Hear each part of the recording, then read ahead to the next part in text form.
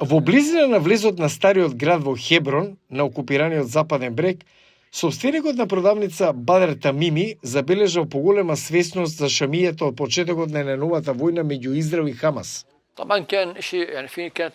Сега има голема побарувачка за шамијата и тоа се разбира влијае на мојата работа. Сите сега сакаат марама.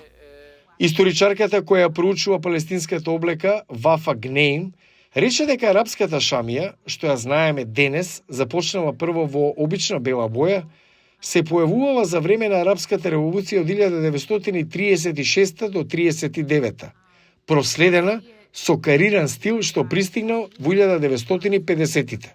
We see it being worn by the leader of the Palestinian people. Гледаме дека беше носена од лидерот на палестинскиот народ во тоа време Јасер Арафат и беше познат по тоа што ја свиткуваше во форма на Палестина, како триаголник пред да ја стави на главата.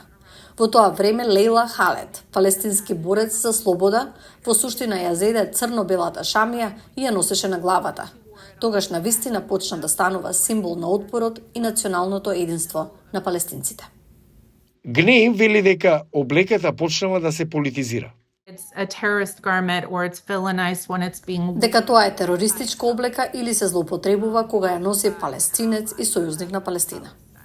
Поради оваа политизација има закани за забрана на шамијата во места како Германија, Канада, Тунис и Франција. И во 2023 тројца палестински студенти во источната американска сојузна држава Вермонт беа застрелани додека носеа марами и зборува арапски.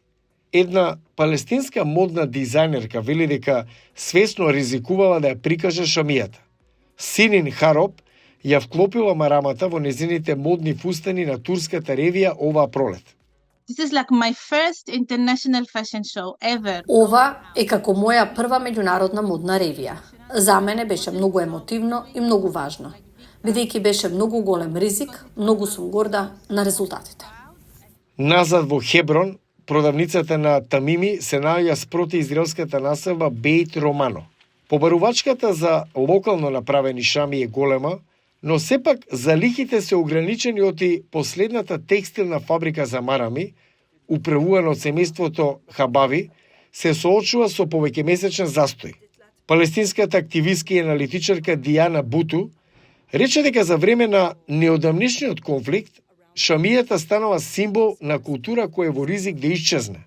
It's been incredible how many people around the world. Беше неверојатно колку многу луѓе ширум светот ми побараа едноставни работи како шамијата, палестински вес. Тие исто така се плашат дека ќе бидеме избришани од земјата и дека со тоа што ќе бидеме избришани, сите овие прекрасни символи на нашето наследство исто така ќе исчезнат. Сегашниот конфликт започна на 7 октомври, кога Хамас го нападна Израел, при што загина 1200 луѓе, беа земени повеќе од 240 заложници. Во контраофанзивата на Израел во Газа загинаа повеќе од 39.000 палестинци, според Министерството за здравство во Газа, кое не прави разлика меѓу цивили и борци.